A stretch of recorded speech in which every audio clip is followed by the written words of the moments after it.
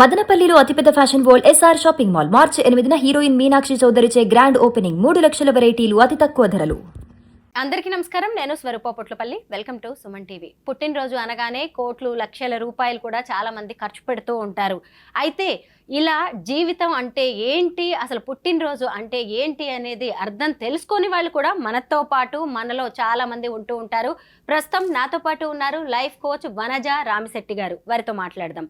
నమస్తే వనజ గారు. నమస్తే అండి. వనజ గారు, అసలు పుట్టినరోజు అంటే ఏంటి, దాన్ని ఎలా సెలబ్రేట్ చేసుకోవాలి? ఇప్పుడు యాక్చువల్గా ఏంటంటే ఈ మధ్య నేను కూడా ఈ ఆస్ట్రాలజీ లైన్లో వెళ్ళి కొంచెము సనాతన ధర్మం ఇవన్నీ చదువుతూ అర్థం చేసుకుంటున్నప్పుడు బేసిక్గా నాకు అర్థమైంది ఏంటంటే మనం చేసుకునే బర్త్డే డేట్ ప్రకారం చేసుకునే బర్త్డేస్ ఏవైతే ఉంటాయో అవి జస్ట్ ఫర్ ఫన్ అంతే.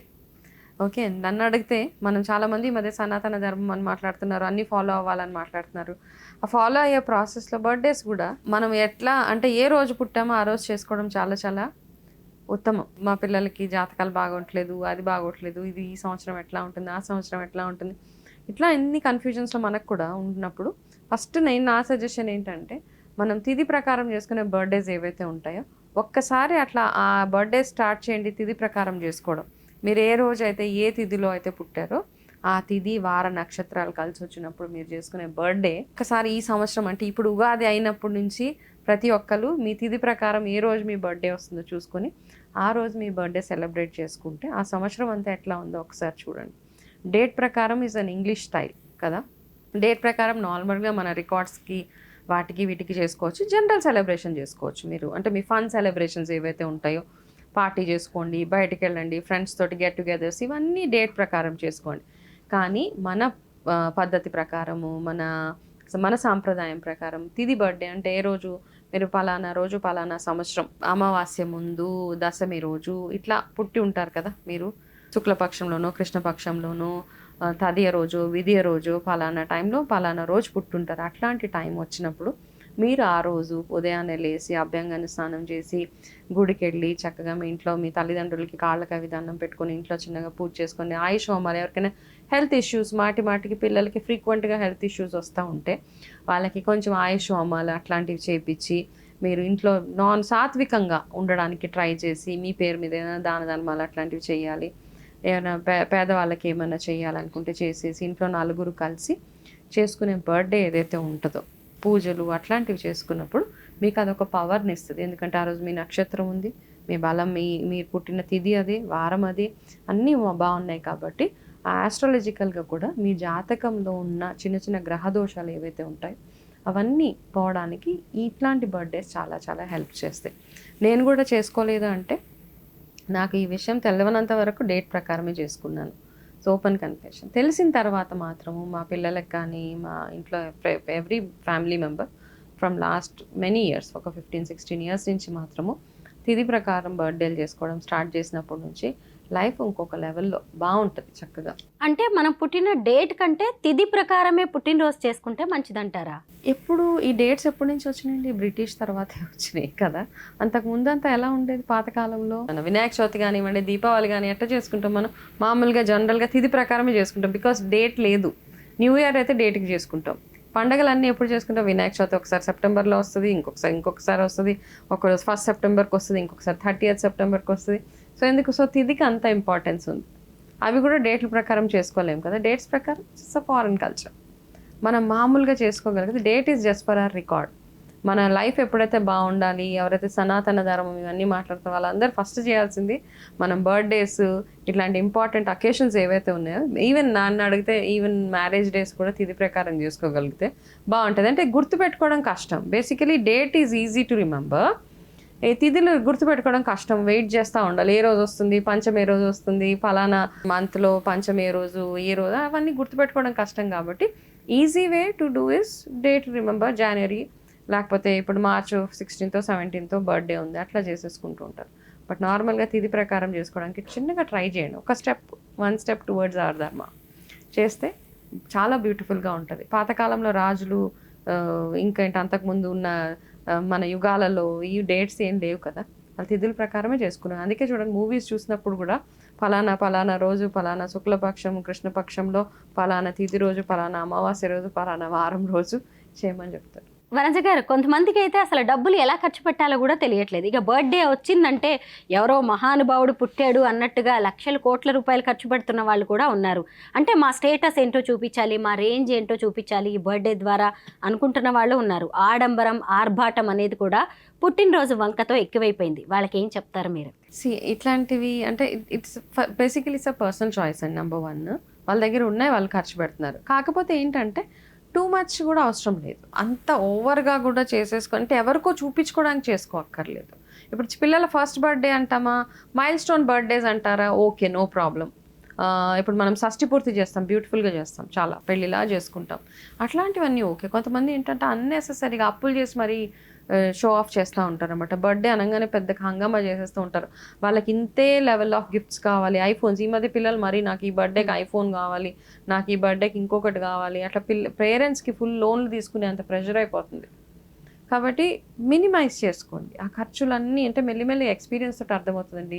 ఇప్పుడు మనం ఇక్కడ కూర్చొని మాట్లాడతామంటే బికాజ్ అవన్నీ చూసేసి ఎక్స్పీరియన్స్ అయిపోయింది. ఇలాంటివన్నీ మనం చేయకూడదు, కొంచెం కంట్రోల్గా ఉండాలి అని. ఏది మాట్లాడినా అంటే మీరు చేయలేదా అని కింద క్వశ్చన్స్ అడుగుతూ ఉంటారు.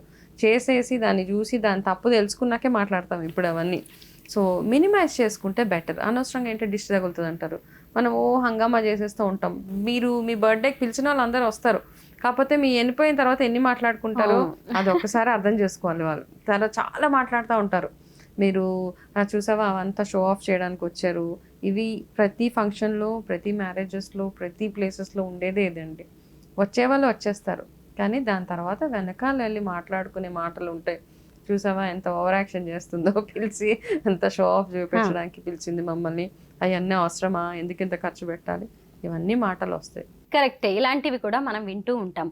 డేట్ కంటే తిథి ప్రకారం మీరు బర్త్డే చేసుకుంటే మంచిది అన్నారు కదా. అయితే ఇక్కడ ఇంకొక పాయింట్ కూడా ఉంది. కేక్ కట్ చేయొద్దని కొంతమంది అంటారు, క్యాండిల్ని ఊదొద్దు, అది మంచిది కాదు అని అంటారు. మీరేం చెప్తారు? ఐ ఆల్సో అగ్రీ అండి. క్యాండిల్ని ఊదొద్దు అన్న వరకు నేను కూడా ఊదడము అవన్నీ చేయను. బికాస్ మనం ఏం లైట్ ఆపేస్తున్నాము. మనం తిథి ప్రకారం చేసుకునే బర్త్డేలకి ఏంటంటే దేవుడి దగ్గరికి వెళ్ళి దీపారాధన చేస్తాము అనమాట. డేట్ ప్రకారం చేసుకునే బర్త్డేలకి ఎన్ని బర్త్డేస్ అయితే అన్ని క్యాండిల్స్ వెలిగించి అది ఊదేస్తున్నాం. సో అట్లా చేస్తే ఏంటంటే అదొక మంచి శకునం కాదు కదా. మనం ఎప్పుడైనా సడన్గా హారతి తీసుకున్నప్పుడు దీపం కొండెక్కితే చాలా అపశకునంగా చూస్తూ ఉంటాం మనం. సో అది మన కల్చర్ కాదు కాబట్టి ఆ క్యాండిల్స్ ఊదడం అవన్నీ అవాయిడ్ చేయండి. కేక్ అంటారా, ఇప్పుడు చాలా కామన్ అయిపోయింది. అందరు కేక్ లేకపోతే బర్త్డేయే కాదు అసలు అది. కాబట్టి కేకులు పంపిస్తూనే ఉంటారు. ఒకటి వచ్చేసి cake is a very eating, తినేది కాబట్టి అబ్సల్యూట్లీ ఫైన్. బట్ క్యాండిల్స్ ఊదడము, క్యాండిల్స్ పెట్టడము, అది ఊదేయడము, మళ్ళీ దాని మీద సెలబ్రేట్ చేసుకోవడం అవాయిడ్ చేస్తేనే బెటర్ నన్ను అడిగితే. బర్త్డేస్, వెడ్డింగ్ యానివర్సరీస్, అలాగే స్పెషల్ అకేషన్స్కి సంబంధించి నాకు ఒక డౌట్ ఉందండి. చాలామంది సోషల్ సర్వీస్ చేయడానికి అనుకుంటూ అనాథాశ్రమాలకి, చిన్నపిల్లల దగ్గరికి వెళ్ళిపోయి ఫుడ్ పెట్టడం లాంటివి చేస్తారు. నానా హంగామా కూడా కొంత నడుస్తూ ఉంటుంది. నాకు ఒక్కోసారి ఏమనిపిస్తుంది అంటే, ఆ పిల్లలు ఇప్పుడు ఈ పుట్టినరోజు జరుపుకుంటున్న పిల్లల్ని చూసారే, మాకు అమ్మా నాన్న లేరే, మాకు కూడా ఇలా చేసేవాళ్లే, లేదు అంటే ఈ పుట్టినరోజు జరుపుకుంటున్న ఈ పిల్లలు ఎవరో, వాళ్ళకంటే మేము సూపర్గా ఉన్నామని కొంత అలాంటి ఆలోచనలు కూడా వచ్చే అవకాశం ఉండదా? ఉంటుందండి. ఇప్పుడు ఏంటంటే చారిటీ గుప్తదానాలు అంటారు. మనం ఏమైనా చేయాలంటే సైలెంట్గా 100 కేజీలు బియ్యము, పప్పులు, ఉప్పులు, వాళ్ళకి కావాల్సిన నెలసరి కావాల్సినవన్నీ వాళ్ళకి ఇచ్చేసి చెప్పకుండా వచ్చేయండి. ఈ మధ్య ఏంటంటే చారిటీ ఈజ్ లైక్ మోర్ ఆ షో ఆఫ్ కదా. ఇట్లా పెట్టి ఫోటోలు తీస్తారు, ఇట్లా వడ్డించుకుంటూ ఫోటోలు తీస్తారు, నోట్లో ముద్దలు పెట్టుకుంటూ ఫోటోలు తీస్తారు. మీ కాన్సెప్ట్ ఏంటి? పాపులారిటీ కావాలా, లేకపోతే మీరు ఇంత మంచి వాళ్ళని అందరికీ చూపించుకోవాలా, లేకపోతే ఏంటి? ఈ కాన్సెప్ట్ చాలా ఎక్కువైపోయిందండి. ఈ మధ్య చిన్న చిన్న చారిటీలు చేస్తారు, ఎక్కువ ఫోటోలు షో ఆఫ్ చేసేస్తూ ఉంటారు. ఎందుకంటే వాళ్ళు బేసికల్లీ అట్లాంటి వాళ్ళు ఏంటంటే ఈ పాపులారిటీ కావాలి, వాళ్ళకి నేమ్, ఫేమ్, ఇమేజ్ ఇట్లాంటివి కావాలన్నమాట. ప్రతి ఒక్కటి ఫోటోలు తీయడం, వేయడం, నేను ఇంత మంచి పని చేశాను. మంచి పని చేసే వాళ్ళు ఎప్పుడు చెప్పుకోకూడదు. ఏ దానాలు చేసినా, ఏం చేసినా ఎంత సైలెంట్గా చేసుకుంటూ వెళ్ళిపోతే మీకు అంత డబల్ అవుతూ ఉంటుంది అనమాట. ఈరోజు అన్నదానం చేసిన వాళ్ళు ఫలానా బర్త్డే సందర్భంగా అని చెప్పి కూడా బోర్డులు కూడా రాసి పెడుతూ ఉంటారు.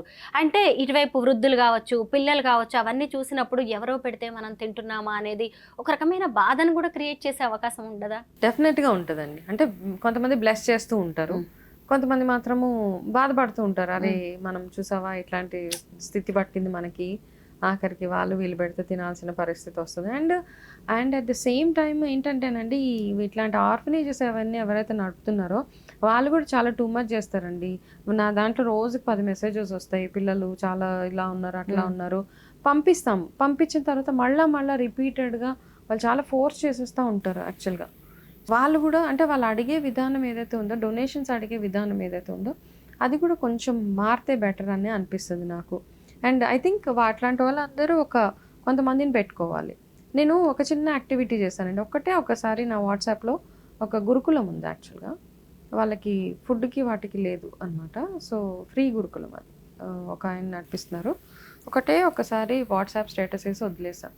ఆయనకి ఈ రోజుకి నెలకి ఏదో ఒకటి వస్తూనే ఉంటుంది. సో చాలా ఎవరు చేస్తున్నారో తెలియదు.